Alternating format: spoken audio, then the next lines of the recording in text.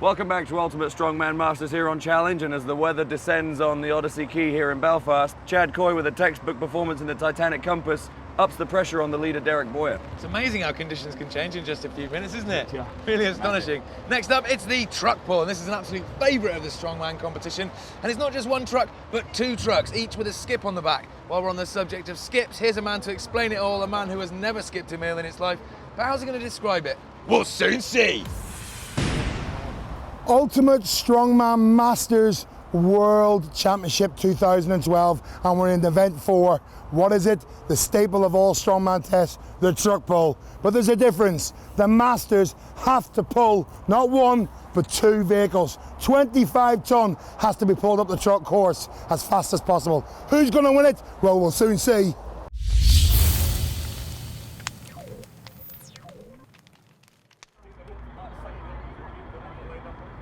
Well, the first up is Paul Carter, and he's equal 6th with 9 points in this competition. A little bit of work to do on this. Let's hear what he's got to say. Paul Carter, 41 from Strood.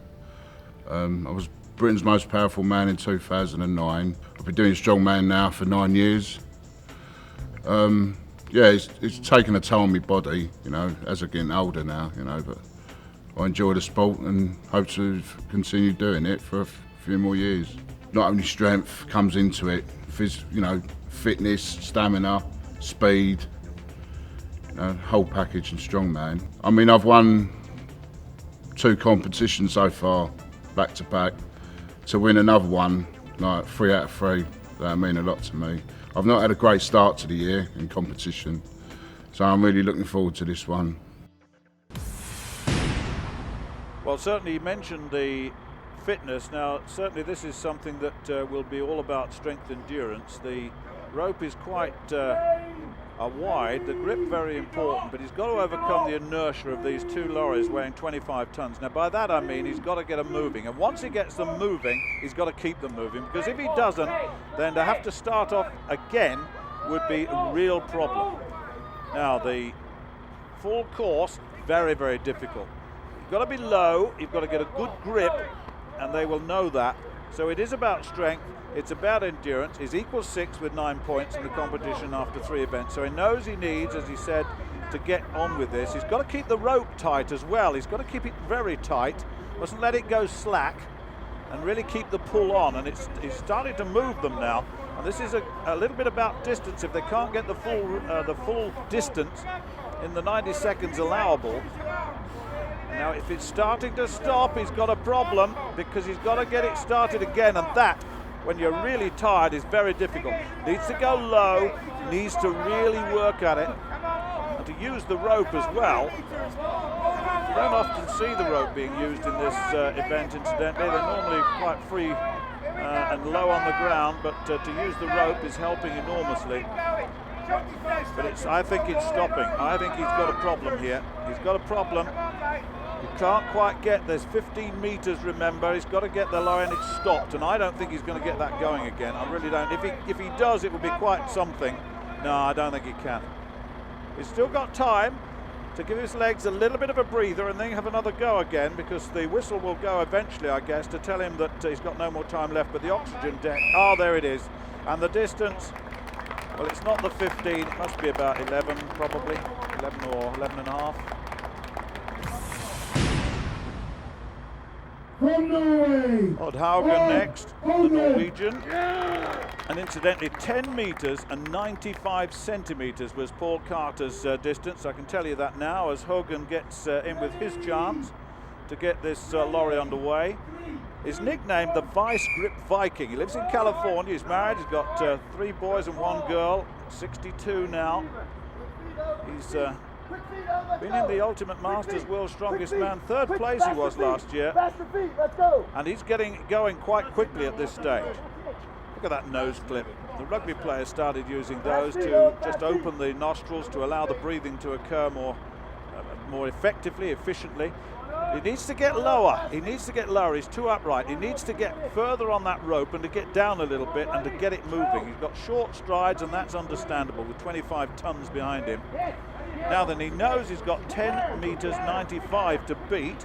If he can get the lorry the whole distance, then of course it will be a time, and that time will go far better than any distance. The distance is less than 15 meters, but it looks as though it's stopping again, roughly in the same place as Paul Carter. Oh, that grimace on his face, he really is hurting now.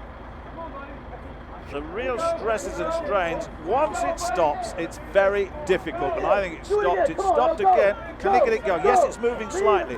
If he can get it going again, and push, they're saying. You can hear the support coming from the side. This is very, very tough indeed. Needs to get low, needs to drive those legs, but the oxygen debt now will be taking its toll. His muscles will be, oh, and there's the 90 seconds, so he hasn't made the full distance now. And that looked pretty well close to where Paul Carter got it, and so we'll see in a moment. From Lithuania, Anton Brutus. Tanas Brutus then in third place, 15 points so far, and incidentally, Hogan 10 meters and 84 centimeters, the official distance. So he's just 11 centimeters down on Paul Carter. So that's unfortunate for him. So he'll lose a point on that. Now then, what can this fella do? What can a Brutus do?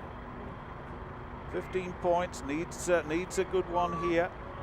He's got 10 meters and 95 to beat, or if he can get the lorry all the way down, he'll get a time, and that'll put him in first place comfortably. These two lorries, 25 tons. Now this is not bad. He's got it going. Coy giving a few words of advice. Chad Coy, second place after the first three events, of course. Quick feet, get down, quick feet, quite right. He mustn't let the lorry stop. Once it stops, then that is a problem. Short strides, just get onto your toes, drive hard, use the pull. So there's stresses on the arms, the shoulders, the legs, everywhere. This is a really difficult run. This is looking better. He's roughly where Carter and Hogan have gone, and I think he's gone beyond them.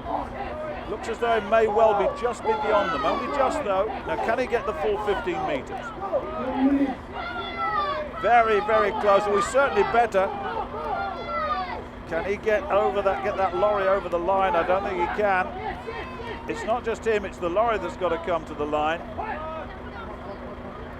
But this is certainly going to take the lead. He's beyond, well beyond 11 meters, which means that he's going to go into the lead. And there's the time limit. So that looks to me, well, it looks as though it could be, well, near 12 and a half, 13. We'll give you the official distance in a moment. From Poland, Gregor. Well, Gregor of Poland, the sports account manager, 6'2". He's a 23 stoner, 147 kilograms. He's 1 meter 90 tall, just to put it in new money. And incidentally, Brutus, 12 meters and 45 centimeters on that last pull. So therefore he goes into the lead ahead of Carter and Hogan in second and third respectively. Now then, this is a real pull. He's in equal sixth place, this Petschka, with 9 points coming out of the third event. He's got it going well. He's got some good stride on this. Now then, can he keep it going? This is about strength, endurance. You've got to keep that rope taut as well. If once the rope goes slack, then that really affects the whole momentum of the movement. The slack of the rope being taken up, which is very, very useful, because slack all over the place, that would make it even more difficult. As you can see, the official on the side. Now this is good. He's got it going. Could get there this time. He could get there, Petschka. Now come on, he's got 12:45 to beat. It's almost stopping. I don't think he's quite as far as Carter yet, or Hogan. He's got to get to that line. He's got to start to move now. This is really tough. The grimace on the face tells you everything. Body language. Now it's stopped. Now can he lean forward and get it going again? 25 tons. You can hear in the background Glenn Ross signaling the time. Now that's going to be pretty much the same as Carter and Hogan, I think, unless he can get it going again. He knows there's not much time left. He said, no, I can't go. Well, there is the full time up. Now, he does look a little bit better than Carter and Hogan. Pechka. Oh, he's spent, isn't he? Oh, this is a toughie. This is a toughie. Well, I can tell you, 11 meters and 75 centimeters for Gregor Pechka.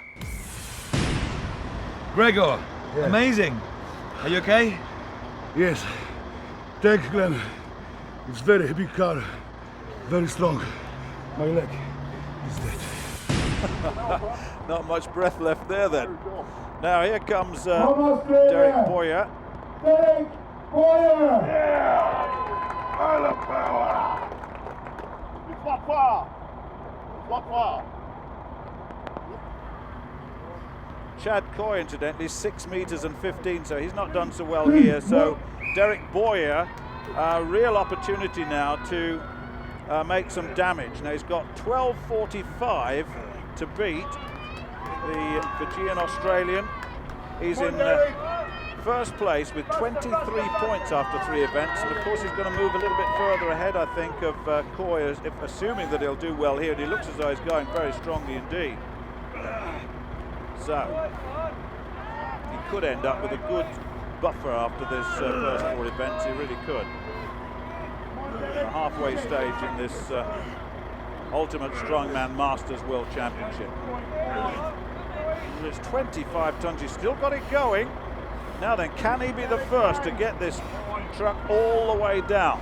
It's pretty well here that they start having problems in keeping the vehicles moving, and he's got his problems as well. A little bit of a slip there, and the momentum has gone. Really using his body weight, desperately trying to get it going again. Remember, 12:45 to beat. Now then, come on, Derek, they're saying. 43-year-old. Fijian representing Australia's down on his knees now. He's got to get up again. He's still got time. Once he gets to the line, then you know that he's roughly 12 meters. He's probably around about 12. We saw that before. Oh, there's the time limit, so he hasn't made it either now. 12:45 he had to beat.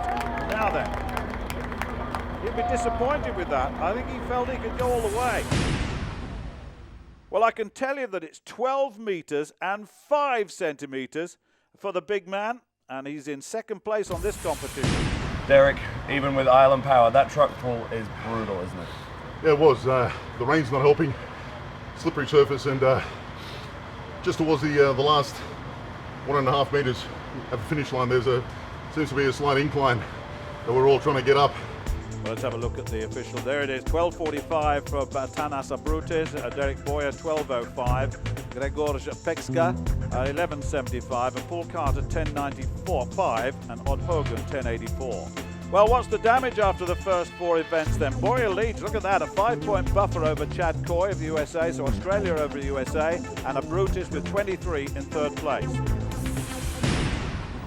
As the sun draws down on another beautiful day here in Belfast, it just about concludes part 1 of our Ultimate Strongman Masters 2012 World Championship. We've seen some incredible stuff so far. Most of all, we've seen men old enough to be your granddad pulling weights heavy enough to be your grandma. With 4 more events left to go, our 8 veteran mammoths, including our leader, Island Power, Derek Boyer, will continue to show that age is just a number. Join us next time for the conclusion of Ultimate Strongman Masters. I'm Nick Aldis. And I'm Matt Bell. And we'll see you next time. Bye-bye.